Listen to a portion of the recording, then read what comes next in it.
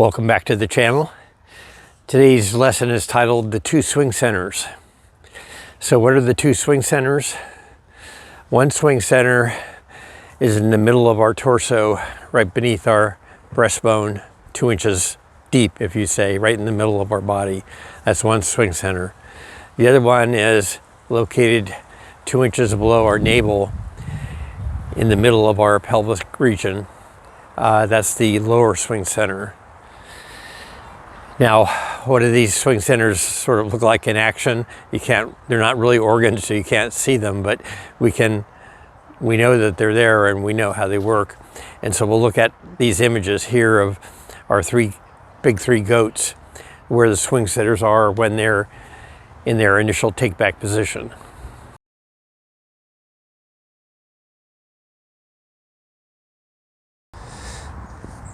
Now, the two swing centers are critical to your game in at least two major aspects. The first one is that the two swing centers are the center of our rotational body-driven, body-led swing. And so we're rotating around these two centers in our pelvis and in our chest. And it's got to be a centered turn for us to execute our swing at a high level. The second major thing that two swing centers are important for is your basic orientation and distance from the contact point.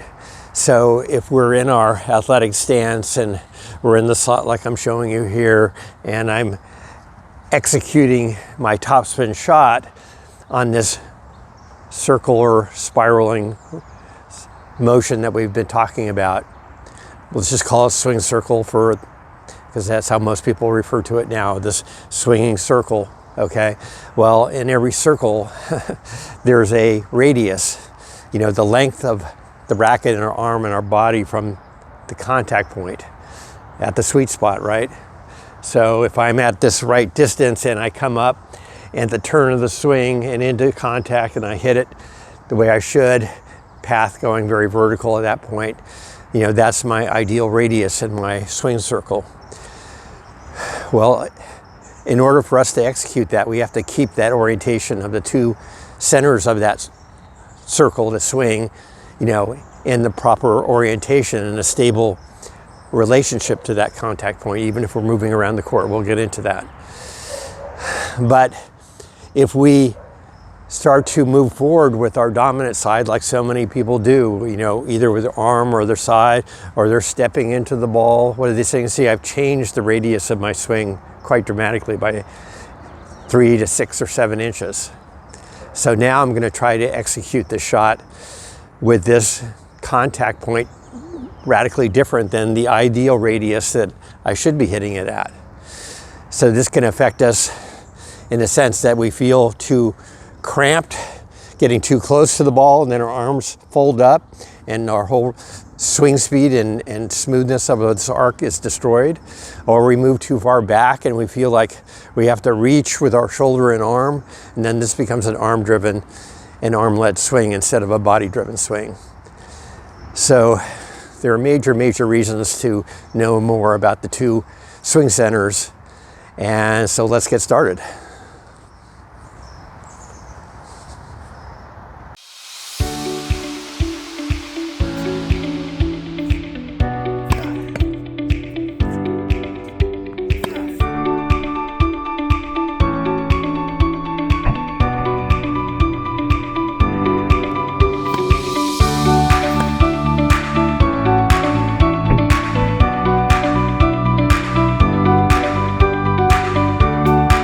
In the last lesson, we were focused on the spiral form of the body and the spiral form of our swing.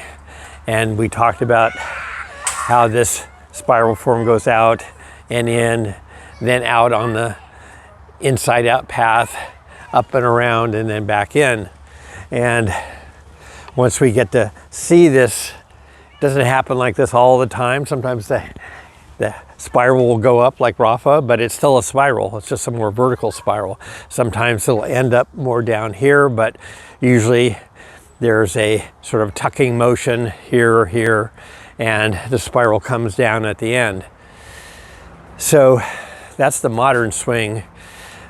And we've talked a lot about where we're moving on to from the recreational swing that was dominant even at the professional level in the 60s, 70s, 80s, even to the 90s. And that was more of a straight back kind of motion on the take back to the side of the body. And yes, there might have been a little bit of rotation at the professional level for sure. Not so much at the recreational level where the players would stand virtually erect, still do, and take the racket back to the side, straight back, and then swing through to the target with an arm swing like this, something like that. Sometimes they add a little bit more body, but it's still primarily an arm swing. And we talked about why that really isn't a good model for the modern game, is that this arm swing can only go about 20 miles an hour. As fast as my hand goes around my body, it's only about 20 miles an hour maximum. So if my racket head and my hand are aligned in this swinging action, my racket head is only going 20 miles an hour. This is in contrast to the whip dynamic that we've been talking about with the kinetic whip, where we have these loops in the folds of the racket in our forearm, and we're lagging into contact, and then we get all of our acceleration through contact in the last third of this swing turning into the swing. And because we get this whipping action, the racket head can go 3 to 4 times faster than our old model, some 60, 80 miles an hour sometimes. So think about the old model as being like your father's Oldsmobile. You know, it got you around in the day, was serviceable, but we're going to enter in the new competitive race, the modern race. Then we need something a little bit different to drive. So if we want to compete better at the new modern game of tennis, we need to be using a new, more efficient technique, a new car, if you will, more like a Ferrari than our father's Oldsmobile.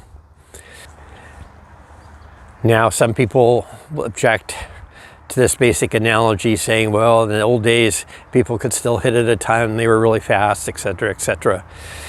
So again, let's just look at the top speeds of these two models, the father's Oldsmobile and the Ferrari. You can see in the background here that the top speed of the linear father's Oldsmobile model is, 20 to 30 miles an hour, pretty much like our hand speed going around our body. And that's all that they swung at, and that was fine when you're competing with everyone else who swung that level. But you can see for the whip model, the Ferrari model, that the top speed is more like 80 miles an hour and sometimes more. The same thing applies to the generation of topspin. People will say, well, you could still swing low to high in the old days with a continental grip or eastern grip, and which is true. And you could still produce some topspin, which is true. But it wasn't anything like the topspin generated in the modern game, which can go and generate up to 3,000 revolutions per minute in this action. If you have that old Oldsmobile swing, then your swing plane is going to be flatter, much flatter. The racket head is going to be much slower. Your path through contact is not going to be as sharply vertical. All these will get you a little topspin, but not very much. So there is a radical difference between these two models. So I hope you're excited and have been excited about developing and driving this new technique and new Ferrari model. And there's still some driving lessons we need to take. It would be malpractice if I sent you out on the road in your new Ferrari and you're racing around the streets. We have to learn some fundamentals of driving this Ferrari, and one of those fundamentals is the two swing centers. So let's just see how these operate in this new model. In the old Oldsmobile model, the player would stand straight and would take the racket back straight from the target, turn sideways, and swing on this slightly upward path, but relatively flat. That's sort of the old school Oldsmobile swing. And the things to note was that because the body was not doing very much, this was an arm-led and arm-driven swing. And it was mostly done from the shoulder. That's where the key rotation and pivot point was. So in the Ferrari model, everything changes from arm-led and arm-driven to body-led and body-driven. So the first thing we need to focus on is our posture of our body. So I'll shoot this from the down the line perspective so you can see it. And it'll be sort of in a semi-open stance here a little bit, but it can be closed, it doesn't really matter. So instead of playing the game in this vertical posture, we are going to assume an athletic posture. So that means a forward tilt from the hinge of our hips to a 30-degree angle, forward tilt of our back. And this is going to enable us to access the rotational capability of our mid-back. And so we're going to be able then to coil this form, staying in this posture the whole time, or more or less the whole time. So we're never going to be standing back up straight until the end. So we are coiling and winding back, dropping into our slot and coiling our arm, forearm, wrist, until we're in the maximum loading position, which is the slot. It's not up here where you're breaking your hands that people start their swing. It's down here somewhere in the slot. And instead of swinging to the target like I'm demonstrating here, we're swinging out to the right in that inward, outward path for the racket. So the handle goes out to the right and eventually moves over to the left, of course, and then the head pivots around, and we want the racket head to be passing through in a in-to-out path. And we want this, the power of this stroke is in the last turn of the body, the last pivot towards the target. So we're lagging and keeping this angle between the racket and our forearm, you know, as we start forward in our swing. We're not sending it out here and then having an arm swing again. We're keeping this folded back, dropping the head down. We talked about the forearm, and we reach the turn of the swing where we're really, body is doing a sharp torque and pivot around this swing circle, racket lagging, but now we can release this lag energy that's all been now focused here because we've starting to stop our left side and our non-hitting side. And this can then, as we turn up, drive this racket in a sharply vertical inside-out path on edge. So the racket is in the follow-through is facing more like this, not like this. That's the swinging gate follow-through. So, and then there's some sort of pull back in to the body, and that can happen in various ways that we've talked about. The two swing centers running along this vertical axis of our spine down to our pelvis. So when we're talking about the rotation of both the pelvis as we turn back and coil, that swing center should remain fairly steady in the middle of our body. Even though there's a little bit of movement, it's basically we're turning the pelvis from a centered turn around this point deep in our body. So we're not leaning or going back and forth and all the other things that players do. It's a turn around this slower swing center. And then that's going to be then followed by a bigger turn and coil of the torso. And that swing center stays, the upper one stays here in the middle of our chest. And as we wind and uncoil and keep our posture, and we're swinging up on this path, yes, the swing centers will move slightly. They'll come up as we move up naturally, but their relationship to the contact point, the distance from it, etc., will remain pretty stable, very stable. And so we're rotating on this axis of our spine, and we're rotating from the centers of these two swing centers in the chest and in the pelvis. So we're feeling the centered turn in our hips, and we're feeling a centered turn in our chest. And this will guide us into the right path and the right kind of stability of contact that we're looking for. But in learning this, the first thing first is to really move away from this vertical erect stance that we do everything normally in everyday life. We walk around straight, we see something that we want to pick up, a cup of coffee, we stand there straight, we reach out with our arm, pick it up. If there's a box at our feet, we just stoop down with our arms and pick it up. You know, that works in everyday life to some degree, unless the box is heavy, and then we can injure ourselves.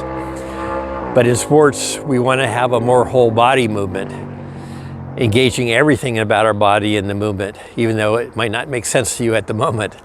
So the first thing to engage is this athletic posture, this tilted spine forward, 20 to 40 degrees from the hip, and maintain this. So the first and primary reason is that if we try to operate and rotate from our erect posture, we're trying to rotate around our lumbar spine, this lower part of our spine, which is built for stability and strength. It's not built for rotation. It can only rotate 5 degrees here and 5 degrees there. So this is about as much as you can really rotate that. And if your swing and arms are attached to that, that's all your arms and your racket can swing in rotation. But if we get our hinge going at 20 to 40 degrees, now that separates the thoracic spine, the mid-back and chest, rib cage, from the lumbar spine and the pelvic area. So now this can operate as an independent mode of action, of rotation. And that can go 45 degrees one way, 45 degrees another way. So a huge difference. While we're on this point of establishing an athletic posture with a forward tilt of 20 to 40 degrees as the basis for the modern swing, let me caution you against all the other, not all, but most of the instruction you see, where the teaching pro on the YouTube is talking about the swing, and then they flip to, oh, here's Federer and Djokovic doing it. And what they're doing is showing you Djokovic and Federer warming up. And quite often, especially Federer, he is simply warming up. So he will be standing erect. And you'll see him just being casual like this, and he'll be dropping his racket to the side and flipping these forehands like this. And they're representing this as the model for the Federer forehand. It's anything but. You know, yes, the whip action down here, that is similar, and Federer's just getting the timing of that and the feel of that hit and that swing.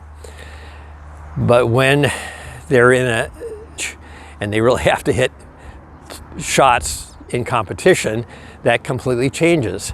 And so, you know, so then you're always going to see this athletic tilt in various degrees. And yes, on high balls, they might have a more erect stance, but there's still a tilt. And on low balls, they definitely will have, you know, a much deeper posture. And they'll need more side bend in the body to create a topspin shot. All those things are missing from this YouTube model that is being shown of the pros standing there casually warming up. So please disregard that as your model of the stance for hitting versus the sort of warm-up stance is something we have in all swing sports. Now in golf, and I have a tennis ball here representing the golf ball so you can see it better. So the player will approach the ball, you know, in a fairly everyday erect posture and kind of get their bearings where they want the ball in their stance, etc. But when they starting to really hit, then you will always see them in this 20 to 40, usually more 30 to 40 degree tilt in golf. Because again, they're going to have to rotate using the same mid-back thoracic spine that we use in all sports and tennis as well. So they will take it back and they'll stay in this posture and they'll come through, and then as they follow through, then they stand up. We see this contrast between the early and the real swinging stages in baseball in particular, because even at the highest levels, professional baseball, you will often see players in a relaxed stance in the batting box, ready for the pitch, and they'll sort of have their hands loose and they'll be fairly straight like I am here, just because they prefer this as the starting position. However, when the pitcher starts to deliver the pitch, without exception, they have to drop into their hitting posture. Again, you see the angle, 20 to 40 degrees. And you see the same essentially spiral motion of the arms and hands coming out from the body as we do that we've been talking about. And this stays in posture through the hitting of the ball, just like in golf.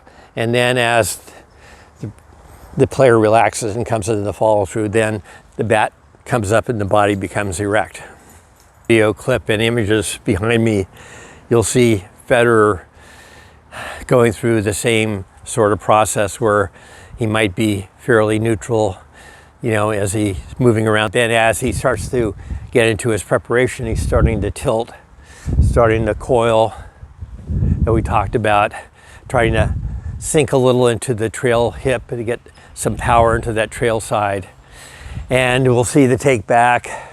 And then as they go from the handbrake up here or down here, in whatever manner they do it, sometimes, you know, of course, Federer just drops it here and he's down here. You know, they're dropping and sinking so they can get some power pressure into the ground that then they can push and turn against. But we see the slot position start to emerge, come forward, and in that, this is a critical item now, depending on the height of the ball that we're going to be hitting on topspin, there's going to be more or less side bend of the body. So if the ball's low, we'll especially see the side bend going very steep. Sometimes on high balls, you don't need much side bend, but you still need a little. So why do we need a little? First of all, we need to connect this hitting arm to the rotation of the body, whether the ball's high or low. So the side bend brings in the arm and elbow and connects the muscles of the chest, back, and lats to our hitting arm. So as our body is driving and leading this rotation, the arm then can follow nice and smoothly. So the other major thing that the side bend does is, on the topspin, is that it creates a space for our arm swing to go through on this inside out path. If I stand here vertical, and you'll see some examples in a few minutes when we go through this, the player either stands straight or straightens up before they come through here, then there's no room for this swing to go inside out. It has to go around the body further. It goes outside in path, which creates all kinds of problems. So we need the spacing, this opening that happens with the side bend, to drive our elbow through first and then followed by the lagging racket. So again, this is, I don't know if I've ever even heard anyone in tennis instruction talk about the side bend and how important it is. Maybe a little, but not much. You know, it's critical that we get used to doing this, and we get used to doing it in all different ways on high balls, middle, and low balls. And it's all going to vary each time, but there's always side bend and always drawing in and always a path for the arms and hands to go through on an inside out path. So the element of the modern swing of the side bend is so ignored that I wanted to provide you with a listing. And I have my notes here and I want to sort of read as you look at them. The first is that it clears the way for the inside out swing path that we talked about. Secondly, and we haven't talked about this, is the side bend disconnects the mid-back and rib cage, the thoracic spine, from the lumbar and hips, enabling the spiral torso rotation. That's a lot of words. So again, we can't have this as one unitary piece from our hips to our neck, because if we do that, then our lumbar spine, which will only turn 5 degrees, that's all it can rotate. So we have to disconnect from this part of our body to allow this part of our body to rotate in this spiraling way. And then third, it connects the hitting arm and elbow to the lats, which are here, the back and the chest muscles, to power the rotational swing. This is the key to the connected swing, to connect our arms to the rotating body. And this side bend is a pivotal part of that process, if not the pivotal part.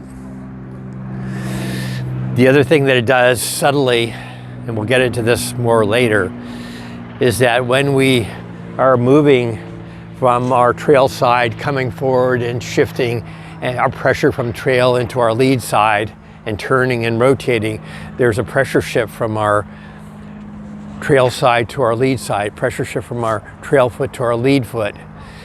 And so rather than the old mechanical linear style, which was step into the ball, step forward towards the target, in this kind of action to try to execute this move.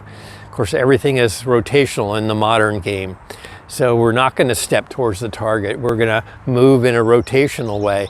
And the side bend here, as I go in here, I can feel the pressure and the weight shift to my lead foot instantly. So without moving forward towards the target, I am shifting my weight to my lead side in this rotational movement. Very important. And I guess the fifth point is the same. It helps transfer pressure from the trail foot to the lead foot. Well, after talking so much about side bend, you might ask yourself, well, this is so damn important. How come I haven't heard before from other instructors? Well, this is why I call these movement maps secrets, because within the tennis world, they're often secrets. They haven't been really seen or discussed very much at all, if at all. But if you go to other sports, as I've been talking about, golf, for example, and you do a search for the two swing centers or side bend in golf, you will see dozens of articles from instructors that emphasize why these things are important. So this is, again, why we should get outside the silo of just tennis instruction, tennis only mentality, and look at everything in movement and sports that can help us learn about the tennis swing. So to recap again, the two swing centers control our orientation to the point of contact and how far away we are, how much we have to reach for it, etc., how much we can stay in our hitting posture and form as we make good contact. So there's 2 or 3 areas that that are problematic for people, and one we've already talked about is when the player executes their take back, their handbrake, as we'll see Serena doing in a little while, and what Coco does, that a lot of the women take the racket way back here. Of course, they think that this is the most loaded position, and whenever we're at the maximum loaded position in our minds, we want to unload. So the temptation is to fire the shoulder and rotation at the top very aggressively once we've hit this loaded point as we think. And so what happens is, even if we're in the proper posture, is this hitting side and arm then swings through too aggressively. So we're not making a centered turn anymore from our midpoint in our chest. Now our rotation is coming from this right side here, and it's advancing more than the center and the left. It's becoming too dominant. And so this is going to change the relationship to contact. And so and in golf it's the same way. From the top of the swing, the player starts to fire. As we said, this is going to put leverage into the handle of the racket, sending the racket head out on the swing circle too soon. It's no longer trailing, now it's in line with my hands. And now this right side is swinging through to contact too quickly. And all the timing issues that are going to happen with that we'll look at. Oftentimes the tip will get ahead of the hand. The hand should be leading into contact, and then process of squaring through in an inside out fashion. With this over the top move, the racket is being dragged down oftentimes in a flat path or a downward path, and the tip is getting ahead, and then there's this swiping or rolling over action at contact that's so detrimental to executing a good topspin shot. So that's the over the top problem. The other problem is that the lower swing center, what happens to that at times and quite often is sometimes players will get into a hitting posture, they'll sink down, just like we'll see Pete Sampras does in a minute. But then as they start to turn into the swing, there's this old way of moving, which is that we always want to get into a straightened posture, a more vertical posture. So as we come into contact in the turn, the body straightens. And now this pelvic area is now 4 or 5 inches closer to the ball than it was when we were back in our posture with our butt back like this. So if we move forward like this, straightening, we've changed our orientation 4 or 5 inches to the contact point. So what usually happens is that when we straighten, then while our lower body is moving closer to the contact point, our upper body is moving away. And so now the only way we can reach this ball is by extending our arm, and we're back to an arm-driven, arm-led swing with all issues that happens. Plus, as we straighten, we lose the side bend in our body, and we lose the path, the inside-out path that we want. So if we don't have any path here, then we're going to take our arm out, and we're going to move it in an outside-in path, which again tends to close the racket face off too soon, creates a more horizontal swing path than we want. So this is how the relationship of these two swing centers work, and we have to have awareness of them and practice keeping these swing centers in our athletic posture and rotating in a centered way, and not letting these get out of the proper orientation as we execute our centered swing. Now what happens with some players, and it's happening to Coco Gauff for the past several months, and it happened again last week when she committed all kinds of topspin forehand errors in her loss, is they combine both of these errors. So with Coco, she has this big high take back and posture up here in a loaded position, and then she gets nervous and she gets aggressive and she wants to really pivot hard from this position, and this creates this over the top path where the racket head then is swinging out ahead of the hand and creating all kinds of timing issues at contact. So again, the racket has to trail the hand the whole time almost all the way through contact. Only then, as it passes contact, does the racket head pass the hand. But with this over the top move, we're driving this trail side, too aggressively, too far forward, not going into a center turn. But also, Coco has the other issue as well, going at the same time. So she'll get down here sometimes, maybe even not that much, but a little, and looking pretty good. But as soon as she starts forward, her body straightens. So now she's changed the dynamic orientation of the lower swing center as well. And as we straighten up here, both swing centers are turned off. So in other words, we're standing vertical, relying on our lumbar spine again, and now the body really can't rotate. So if the body can't rotate to bring the racket around into contact, what's going to bring it around? Again, our arm and our shoulder. So in the straightening move, we transform the shot into an arm-driven and arm-led shot with all those issues. So for Coco and many other players, it's a combination of these two things.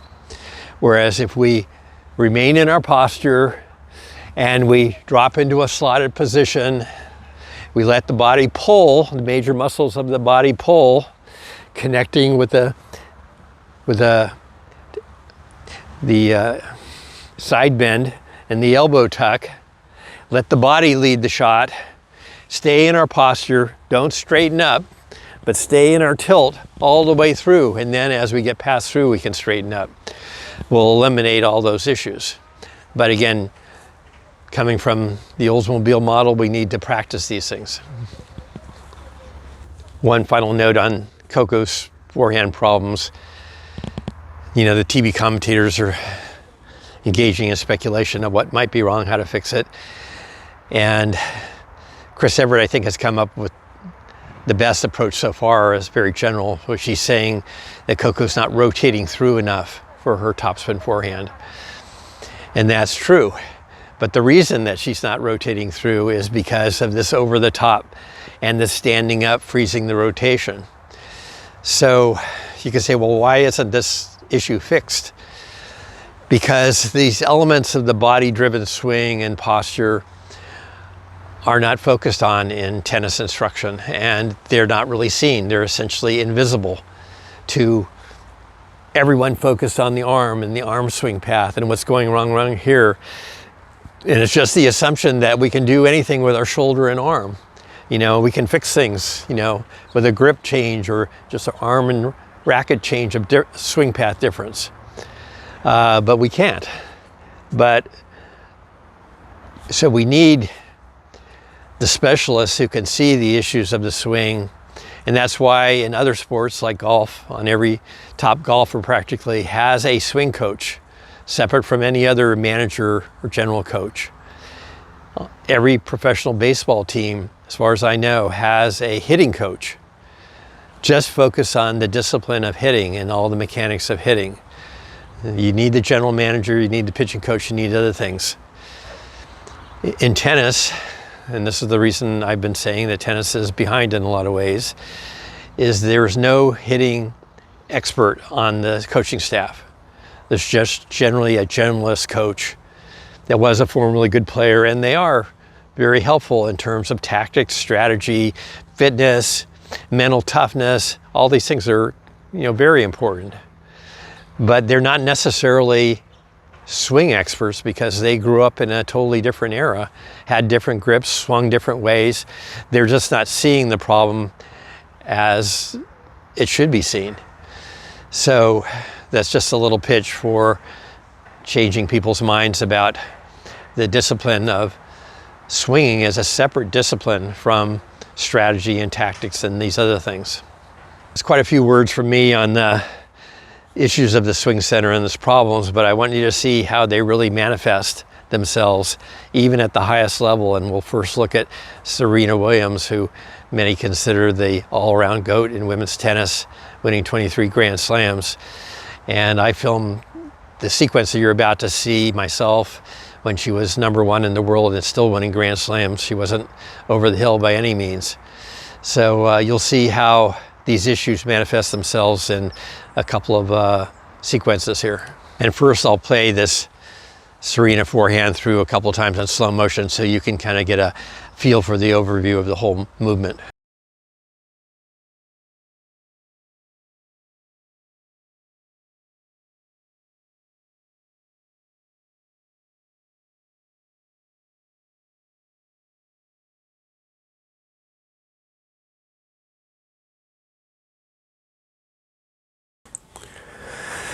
So I call this analysis an anatomy of an unforced error, because you could easily see or easily put Coco Gauff or many other players into similar photos making identical mistakes. But in this first photo, you can see that Serena has made a pretty good side bend move and looks like she's in a good athletic posture, ready to execute a good rotational topspin shot. But in the next few frames, Serena is suddenly straightening her body, losing the side bend, freezing her rotation, and turning this into an arm swing. This flattens the swing plane as well as making it an outside-in swing path rather than inside. Her swing sends the tip of the racket ahead of the hand at contact. The hand should be leading the racket head at contact. And this move by Serena creates the dreaded swinging gate phenomena, where the racket head is closing down too soon. Sensing that she is coming in too fast and closing this face in a perpendicular manner, which won't produce any topspin, Serena tries to roll the racket face over through contact. This last-minute manipulation of the racket head can never produce a good topspin hit on the ball, but it sometimes works enough to keep the ball back in play, but not this time. The ball is hit down and to the left into the net, a classic unforced error due to nothing but the player's own swing technique problems. Just so no one can accuse me of picking on the women, let's do another forehand error anatomy with the greatest American male tennis player of all time, Pete Sampras. This video was taken by me in an exhibition match Pete played after he retired, and you can tell he's pretty rusty.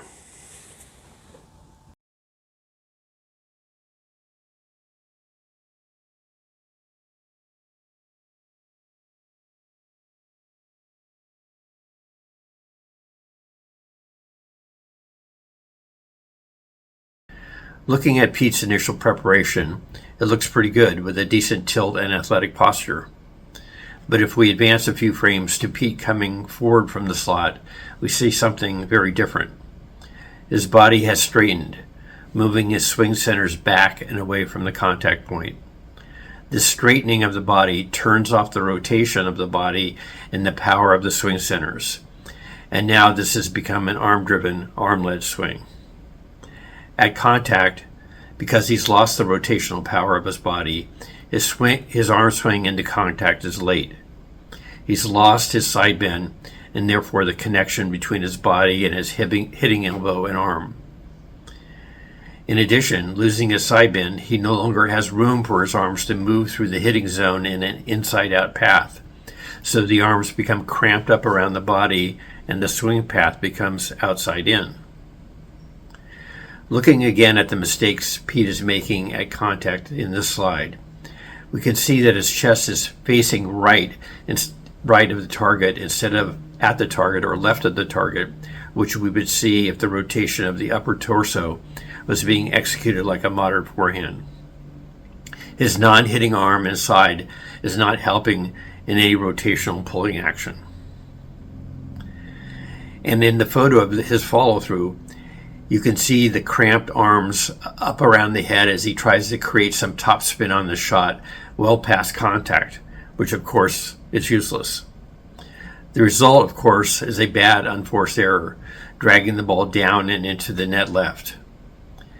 Now, Pete executed a million better forehands than this one on his way to winning 14 Grand Slams. And we can say the same about Serena Williams winning 23 Grand Slams. So you don't have to feel sorry for them. Just recognize that even the greatest players can make the same swing mistakes as recreational players, though they make them way less often.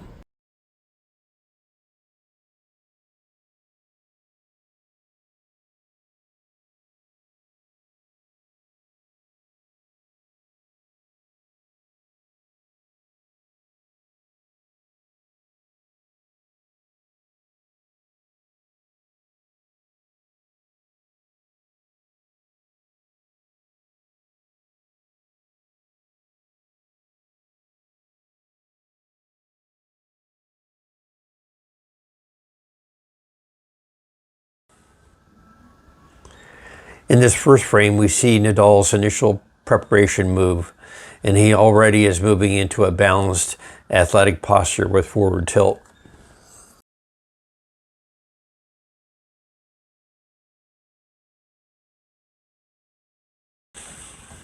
As his hands break in the take back, Nadal is sinking and compressing into the ground and increasing his spine tilt, preparing for the dynamics of the real swinging action. As he starts forward from the slot in this photo, you can see that Nadal is driving up into this spiral unwinding form. But unlike the forehands we saw with Serena and Pete Sampras, Nadal has not straightened his body or changed the basic orientation of his swing centers to the point of contact. So he is keeping in his tilted athletic posture as he starts his forward swing. As Nadal drives further out into the swing circle, you can see his side bend, which connects his hitting elbow and arm to his rotating, spiraling body. And you see the master move we've discussed, lowering and extending his racket and supinating his forearm. The idea here is to keep the racket head lagging behind the pulling arm, increasing the ability to generate topspin by lowering the racket head and preserving the lag angle between his forearm and racket, so he can release this later in a whip release at contact. As he moves into contact, you can see Nadal has remained in his hitting posture, not straightening his body like Serena and Pete did. And you can see the dynamic of the pelvic rotation around the lower swing center and the dynamic of the rotation around the torso or chest swing center. Contact into the immediate follow-through with the hand and racket tracing, you can see that the spiral of the body form matches the spiral of the racket swing form. This is a body-driven and body-led swing form. In the finish of the follow-through, you continue to see the dynamic of the body's rotation around the two swing centers. As we've discussed, we see the hitting arm and racket moving back and behind the body as a result of the momentum of the racket's swing around the arc. We also see the non-hitting arm has arrested the rotation of the non-hitting side, allowing the acceleration of the hitting side and arm. And finally, we see the elbow tuck and internal shoulder rotation lower on the non-hitting side. And this results in the racket swing path coming down as well in the final completion of the spiral swing path. Now we're moving into the deliberate practice segment of our two swing center lesson. This is where we practice how to do it instead of just talking so much about it. So the whole theme of these sets of exercises that I'm going to give you has a simple term for it and something that you can use as a swing thought or a swing thing. And I call it butt back. So what is butt back? It's just exactly what it sounds like. So if we're in our athletic posture with this 20 to 40 degree tilt, depending on where the ball is or we're going to play, sometimes it's very high and this posture can almost come vertical, but not quite. But typically it's more down in here. So you can see that I'm hinging at my hips. I'm not bending over. I'm hinging, keeping a relatively straight back, not a perfectly straight back, but a slightly rounded straight back. And my butt is back. And that as I execute this whole swing, I'm going to keep my butt back, and I'm only going to straighten as I get into the end part of the follow through. So the first set of our deliberate practice drills regards the using of a chair. You want something, looks maybe something like this, not a big rounded curve to the back, but something kind of flattish. So I want you to stand as I am in orientation to the chair with my back to the back of the chair. And I'm standing, several inches away, just whatever's going to make this thing work for you. So then I want you to go from this erect posture into our athletic posture where we have 20 to 40 degree tilt. And so if you're too far away, I want you to move in a little so that when you sink down and put a little weight into this trail leg, like we will in an open stance forehand like this, right?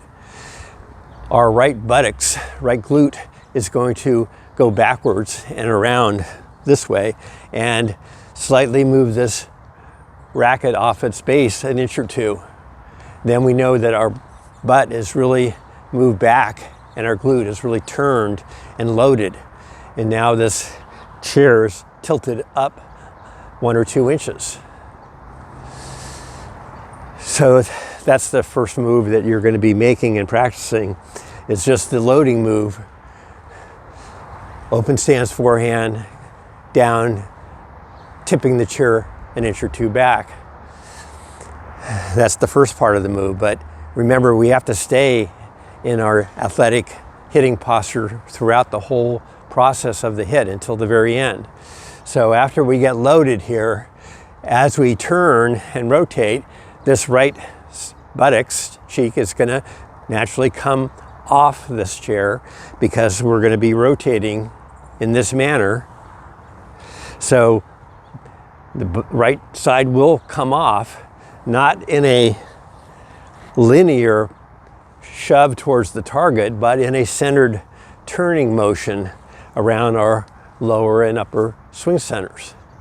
So we're coming from the loaded position and we're using our hands now and we're going to be turning, keeping in our posture till we're all the way through.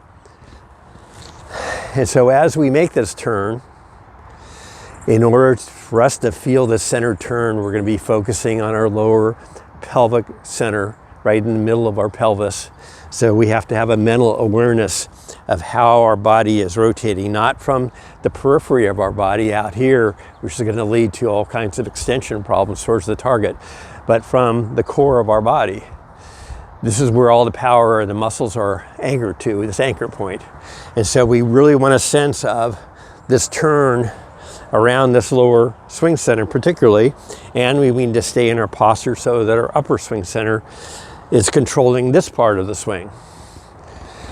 So in order to execute this and get a feel for it better, instead of just driving out, which people typically do, and then their body straightens and other things, they're not finishing the complete execution of the centered turn. So in order to do that, as we turn here, I want you to feel that your left buttocks is now moved around and is now lifting the chair on the other side 1 or 2 inches.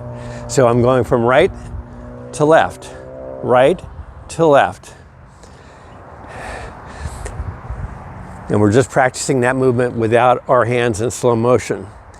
Each time checking and being aware of what we might have done wrong. Did I really straighten up too much? Did I come forward too much? Did I lift the chair 1 inch or 2 on each side in a centered way? So I'll pause the video for you to do 10 slow motion reps of that.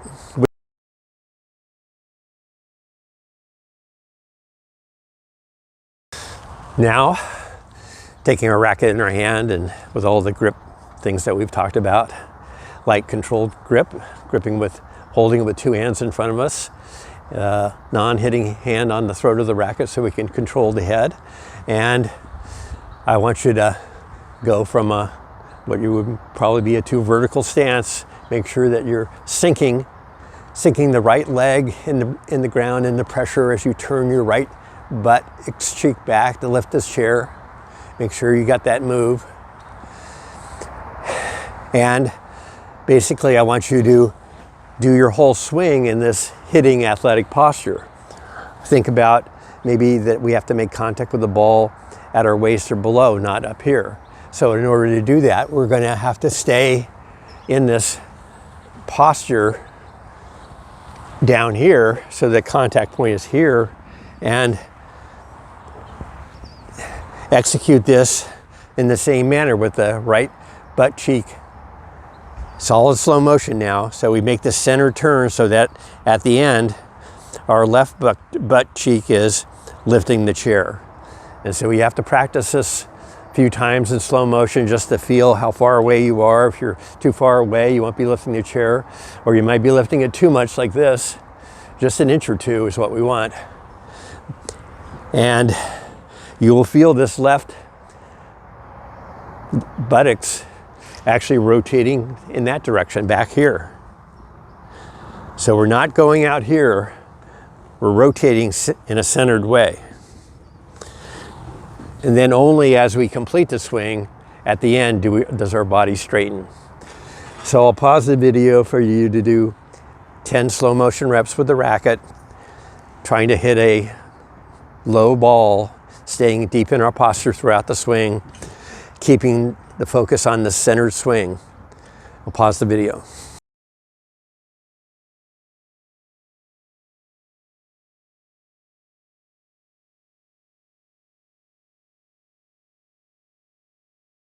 We're removing the chair from the exercise, but we're keeping all the feelings and principles that we've been learning in mind as we execute this without the chair.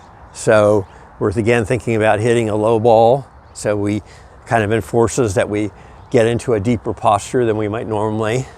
We're gonna hit a topspin shot. Semi-open stance, right? Contact is going to be in front of the body. So in order to do this, I'm going to have to add some side bend like I'm doing here to clear a path through the inside out swing. So this spiraling motion, but we're not going to straighten up into contact, which will be a temptation.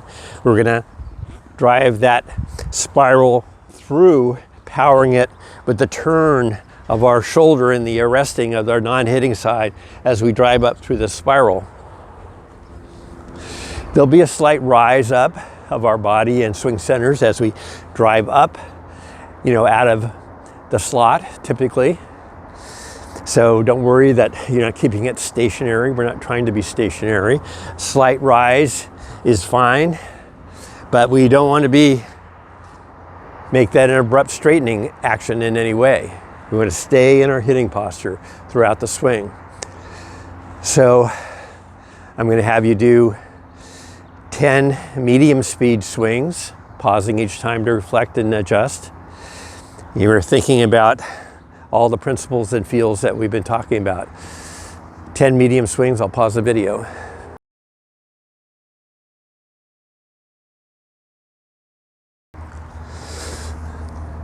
For the last sequence here, we want to try to execute this at match speed. So basically, you should be able to do this all in 1 second, essentially. So from the ready position, where we've already assumed, somewhat of an athletic posture, we're going to do the take back and the swing, and say if we can stay in posture and feel the center turning of these stable swing centers in the process. And pause and reflect about after each swing to see what you can do better, but 10 fast ones. And I'll pause the video.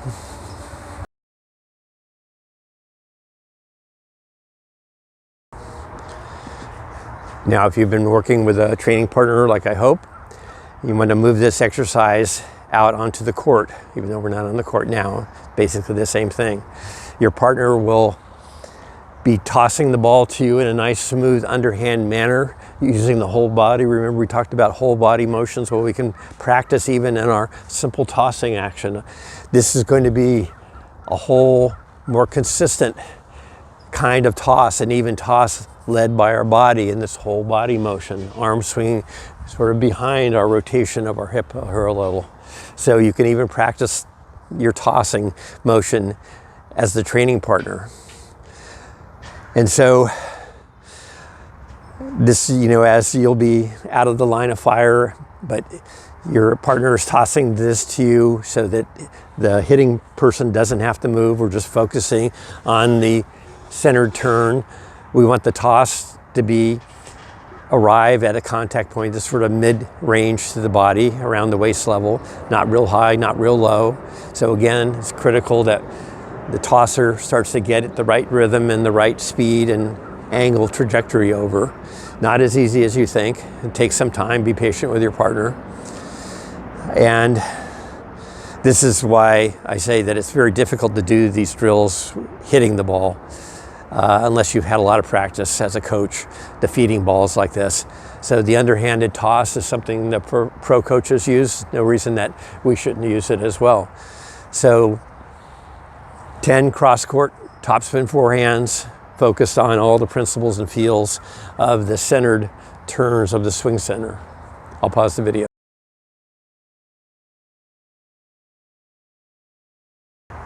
Now in the last exercise on court, we're going to add a little movement and footwork, just basic stuff.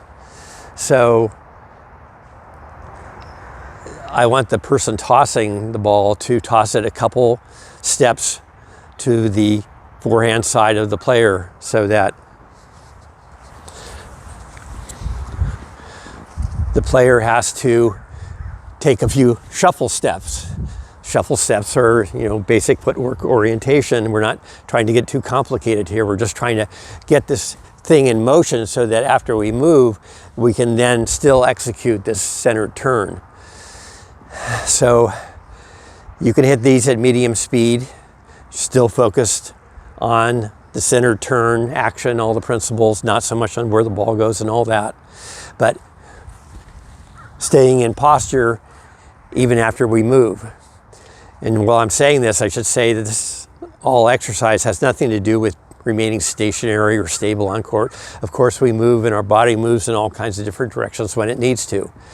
We're talking just about the basic orientation that we're always trying to establish so we can make the most effective hit wherever we are. Sometimes we can't, but we're going to try.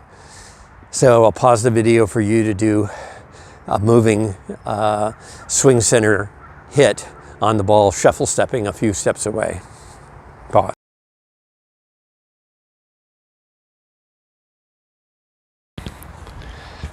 So that's an overview movement map of comparing the Oldsmobile model with the Ferrari model. And this slide that I have in the background kind of summarizes the issues. With the old school Oldsmobile model, arm driven and body and hand driven, hand led, arm led, you can see that the racket path is very unsteady. You see the sudden, manipulations, the turning into contact. You see the last second, flip up after contact, the bunching up of the hands close by the body. It's all controlled by the arm and, only. And you can see it in the path of the racket, how unsteady it is and how many issues that's going to create versus the modern Ferrari swing by Nadal, this spiraling motion of the body-led swing and the spiraling motion of the racket path. By now, I hope I've convinced you that you want to be driving this new, shiny, sexy beast of a swing, this new Ferrari model. So, but before you throw out or park your Oldsmobile for good and decide that you're only going to drive the new Ferrari, remember, we're still in a learner's permit stage. Remember back when you first started to learn how to drive the Oldsmobile, there was a 6-month period where you had to get your basic orientation and basic feels and the principles of driving down. And it takes a whole 6 months to do that. Well, that's just it is when you have a complex skill like that. So yes, we want to eventually get to the point where driving this Ferrari model is somewhat automatic and we don't have to do it without much thinking. And we can put it into social competition, lightweight, give it a little bit of a stress test, see that if it will stand and be reliable under a little stress before we put it under maximum stress of a USTA regional match or anything like that. So we're still in our learning permit stage, still practicing. We still have use of the old Oldsmobile from day to day to get us around, get us through matches, not worrying about it, the new model too much. But we are going to need to practice driving this new model, and all the practice we do, of course, we're going to do deliberately.